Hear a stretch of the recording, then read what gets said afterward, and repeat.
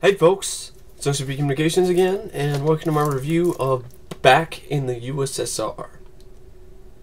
And Action Adventure, I don't think is the best title for this. I think it's a good thing that it really is it is a sizzling thriller about power and passion in the Moscow underworld. So it's more of a thriller than an action film. This is definitely, I've looked it up on YouTube. There is no footage of this film to be found on YouTube. Nobody's talking about this movie. So, unless that has changed by the time we're doing this video, probably say I'm the only person that's talking about this movie. Back in the USSR. On YouTube, anyway. I've been wanting to see this movie for a while. When I found it, I was pretty psyched. I wanted to see it, was curious about it, but I did not have super high expectations for it. So it wasn't a letdown for me. But what it was, though, it was just another one of those run-of-the-mill, watchable movies. Time waster. It's good enough to keep your interest for that one time that you decide to watch it, but beyond that point, it really doesn't have a really lasting impact. It's not something I could probably say that I'd watch again. But am I glad that I got it? Yeah, I am. I mean, it's got a good performance by Frank Whaley. Even though the bruise on his face at times looks like he's got, I don't know, somebody smeared shit on his face. He's got this ridiculous haircut. But anyway, basically the movie was released in 1992. I think in really brief release and made like $500,000. It was directed by Deran Sarafian. And Deran Sarafian, and really real quick before I talk about Deran Sarafian, this was the first movie to be shot entirely in Moscow, Russia, because they wouldn't let movies be filmed in Russia, you know, before this film, you know, before 1992, and before the Soviet Union fell. When the Soviet Union finally fell, then they allowed people to come in and film in Russia, in Moscow, and this film was kind of history. It's kind of a piece of history, a film history that's pretty much overlooked because it's the first movie that was, filmed in Moscow, Russia. So, it was shot entirely in there. And some really beautiful shots. One of the best parts about the film is the fact that it goes in and shows all this. It's able to go in and film and take shots of not only the Moscow underworld, which I've heard looks a lot different than it did back then, and just beautiful shots, some really beautiful shots of scenery and of Moscow in this film, and that's worth a watch alone if for that kind of thing. I think it's worth a watch for curiosity's sake, for Frank Whaley's performance, for the eccentric performances by the Russian actors, like Natalya Negoda as Lena, basically the love interest, and Ravil Isyanov as Yorgi. Anyway, basically Deran Sarafian directed this one, and Deran Sarafian has directed a lot of low-budget flicks, if I remember correctly.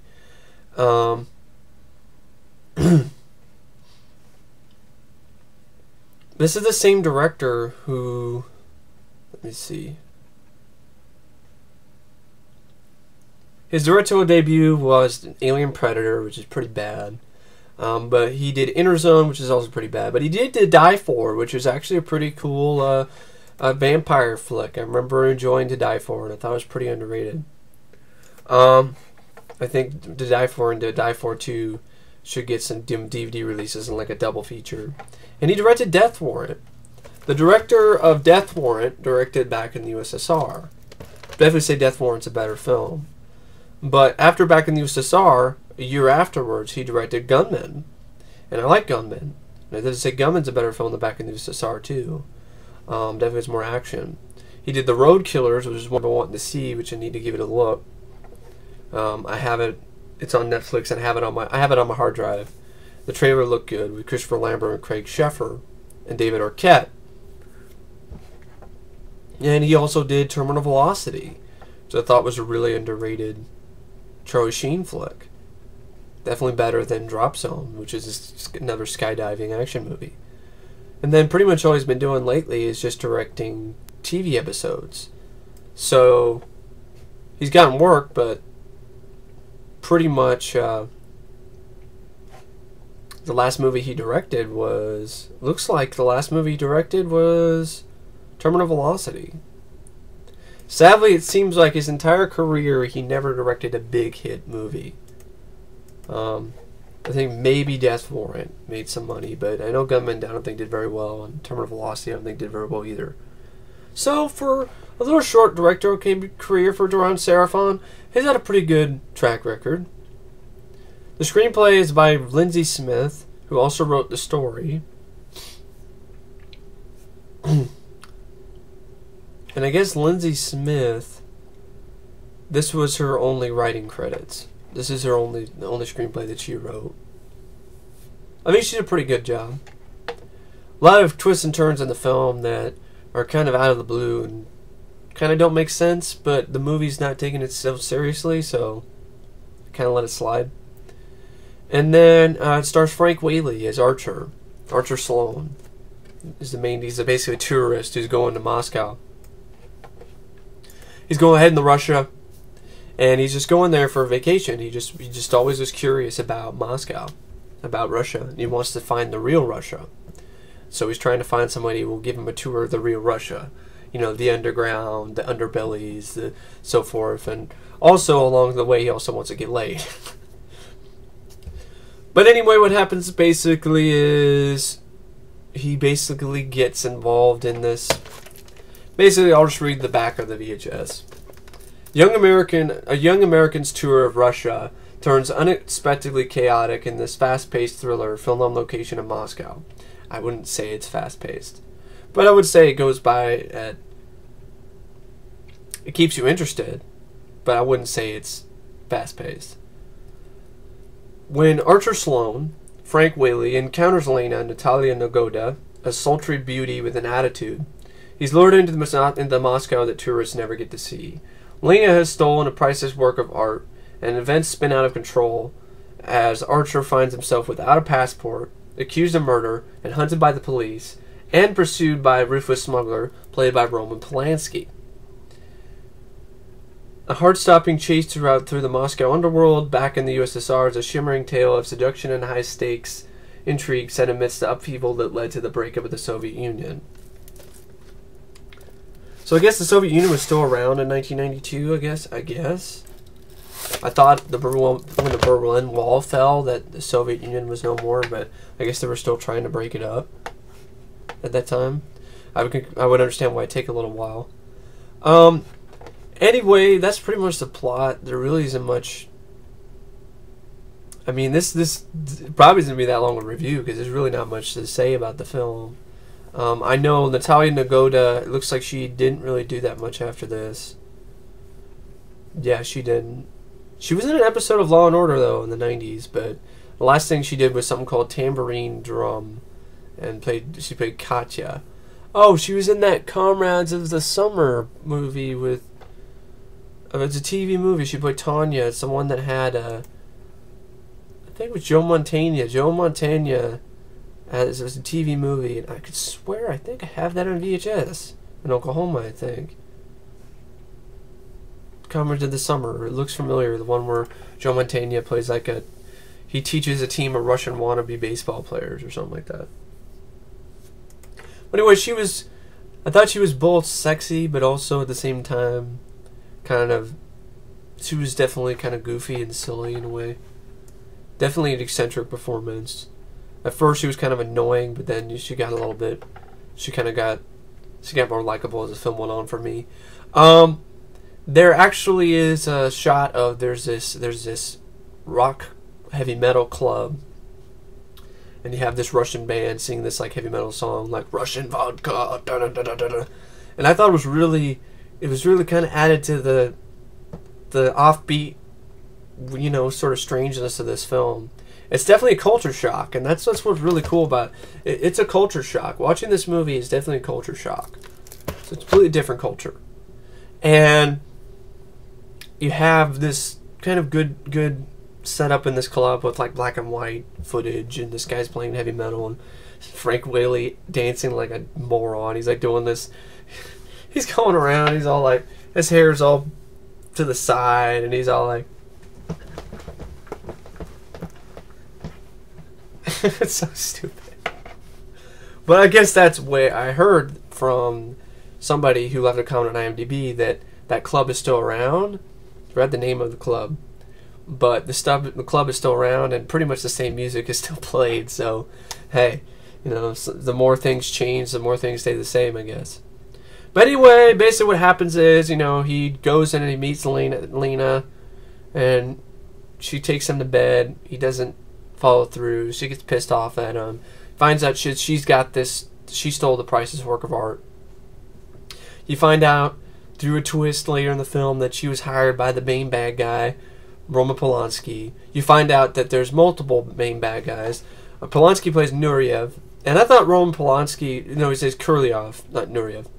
He plays a guy named Kurlov, and I thought Roman Polanski did a really good job as one of. He's basically head of this black market. You know, he's a rich politician, rich guy, you know, rich gangster type, you know, in Russia, and he's the head of the black market.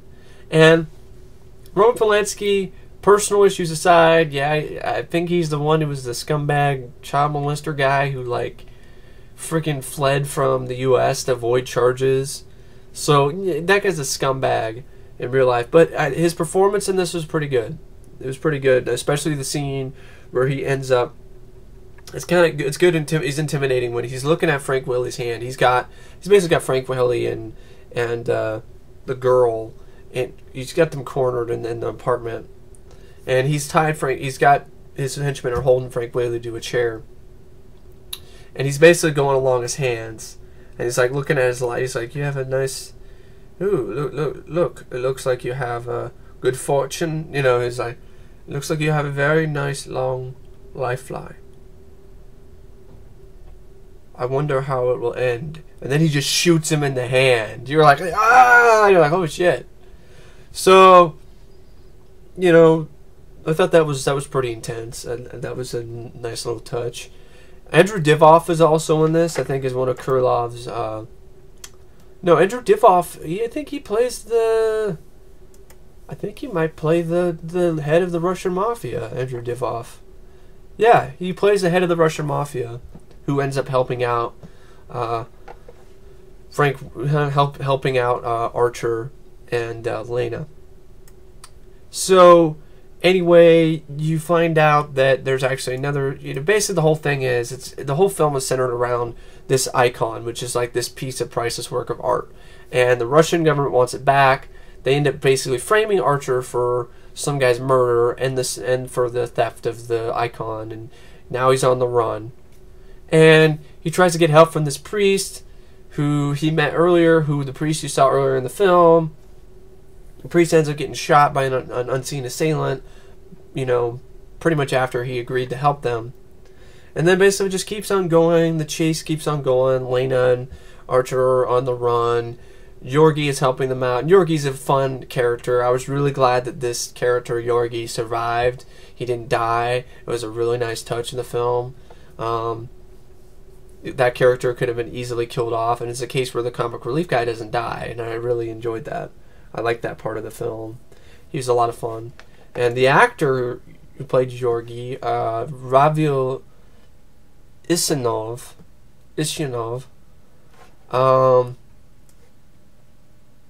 looks like he didn't do too much after this. He did a lot of TV.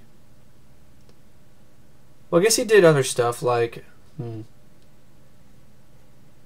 This is his first role, and I think he did a really good job for his first role. So he did a good job back in the USSR, and I think he was a Russian hacker in Hackers. He was a MiG pilot in GoldenEye. He was Vlad in a TV series called Bad Boys. Bad Boys? He basically played a lot of the Russian characters. Well, I think he's Russian anyway, so that sort of makes sense. And I guess he was in Transformers, Dark of the Moon. He played Voshkod. But it's nice to see he's still getting work, but albeit just supporting actor, like basically not even supporting actor roles, like extra roles, but he was good. So basically what happens, you find out that there's a lot of different twists and turns where they're still trying to find the icon. Whaley thinks he finds the icon with the help of the Russian mafia. They find out that that's not the real icon, it's a fake. And then you find out that the whole man behind the whole thing is actually Chazov, played by Brian Blessed. Yes, Hawkman, king of the Hawk people from Flash Gordon is basically the bad guy in this. And he's the main villain. Roman Polanski's one of the villains, which I thought was pretty cool. You had multiple different villains. You had to see Roman Polanski finds out he's being double-crossed. He's like, hey, this is crazy, huh? So then basically, the movie, like I'm going to say, it's not an action film. It's a thriller. What I really liked was some of the camera techniques and definitely some of the cinematography that Deran Sarafian used. He used multiple sequences of first-person shots, which I thought were really cool. There's a first-person shot where Archer's running up the stairs, which I really liked. There's a few other first-person shots that were good. He used a nice bit of slow-mo in one scene when they're running away from the shooter in the graveyard. And it just, all these different camera techniques worked well to add to the eccentric, out of place, culture shock that the film was delivering. And it had some good moments of humor.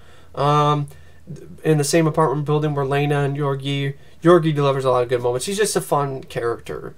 And where the same apartment they're living in, there's this older, it's either, I don't know if it's their grandfather or whatever, but he's a Russian, he's a veteran. And basically he's got dementia, and there's a scene where he basically gets lit on fire and nobody's noticing until Archer notices, and his deadpan timing is really good. He's on fire. It's like, he's on fire! Put him out. So that made me chuckle. And Archer, and I thought Frank Whaley did a really good job playing this tourist guy. He did a great job. There's one scene where he basically goes to the American embassy and asks for help, and he's like, I'm sorry, we can't do anything.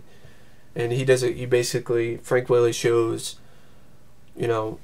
how solid of an actor he is. And he's an underrated actor, Frank Whaley, really. I really was introduced to him more from Broken Arrow and that little bit role that he did. But it looks like Back in the USSR might have been his first lead role. And for his first lead role, he did a pretty good job. So yeah, I thought he did a good job. Then he got Pulp Fiction. He played Brett in Pulp Fiction. And the same year he did Swimming with Sharks, which I thought he was absolutely fantastic in that role. And I will, get into that, to his performance in another video. But anyway, Frank Whaley, he was a solid lead. The film works because, in my opinion, it works for what it is because of Frank Whaley. He carries the film for me. He was a likable lead. He definitely you definitely did feel as a viewer that he was out of his element. And I like the fact that, yes, at points the twists and turns were unrealistic, but the film itself kind of felt realistic to me.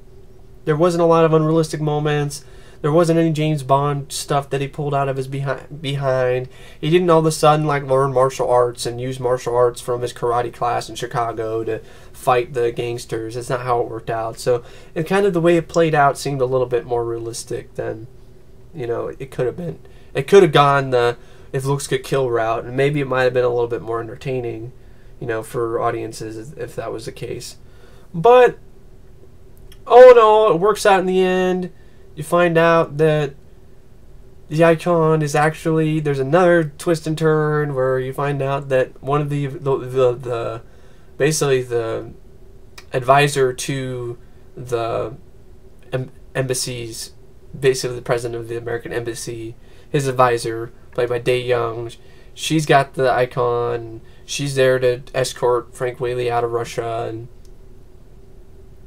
basically he finds out that she's got it by the help of Lena, who's basically telling him and so is Yorgi with hand signals to tell, to show that she's the one that has the icon. And the movie, she and Whaley and Archer end up getting taken off the plane in the end, and the girl gets arrested, and everything turns out fine, and the movie ends with like a little bit of dialogue with Archer, and throughout the whole film, Archer gives a little bit of kind of like first person, narration to the film at times too, and he basically talks about what he's on the plane, and you have the little inner dialogue where he says like, "Oh, Yorgi's fine. Yorgi, started like a new store, or he built a new store in the main square, and I'm going to see Lena this summer," or something like that. So it was a happy ending, and it wasn't depressing. It was good, and it had I thought it had an interesting cover of the Beatles Back in the USSR by this Russian band. They made it their own, Back in the USSR. Back in the USSR, boy. And then it actually combined actual Russian lyrics along with the American lyrics of the Beatles song. And I think the Beatles song has Russian lyrics too. So basically it's just a cover of the Beatles song Back in the USSR with a little bit of more hard rock vibe to it. But anyway, it wasn't the greatest thing ever, but it was a good time waster for me. It wasn't disappointing to me because I didn't expect it. It was a really low budget film, so I wasn't expecting it to be fantastic. But there are some shots that are just stunning because it's a low budget film, but they were the first film to be able to film in Moscow, and it does show at times. It's just beautiful shots of the scenery. And I just really like the eccentric, sometimes sort of weirdness of the Moscow underground, and showing the good production design and how their apartment looks. It's all strange, and it did a really good. I think Deran Sarafian and the writer did a really good job creating a feel of culture shock. That you also as well, along with Frank Whaley's character Archer Sloan, are experiencing this huge culture difference. In Russia as compared to for example Chicago, where Archer came from. But anyway, I don't really know what to say about the film, except I wouldn't really necessarily say go out and track it down right away. It's not one of those type of movies. I'd say at least deserves a DVD release. There's a lot shittier movies out there on DVD. But I'd say give it a look if you're curious. If it sounds interesting to you, go ahead and give it a look. If it doesn't sound interesting to you or worth your while, then don't really bother, because you're probably not going to like it anyway. But for what it was, I enjoyed it, and basically, if I was going to rate it out of 5 stars, I think I'd give it 3 out of 5 stars. It was a fun movie. I mean, I'm glad I bought it. I don't think I don't know, maybe I'd burn it on DVD, maybe not. Maybe I'd upload it somewhere online. I don't know. Unless if any of you out there want to see this movie, let me know. I can rip it. I can try to get it online somewhere, so you can give it a look. It's R, but there really isn't. It's not really a hard R. There's really not that much violence. There's some violence. There's not really any gore. I think it's because there's some nudity and swearing is why it's R, and subject matter. But anyway, I thought it was a good time. Interesting, eccentric, culture shock film back in the USSR. And I don't really know what to say. I really don't know what else to say, folks, except thanks for watching my review of Back in the USSR, and I will see you guys later. See ya.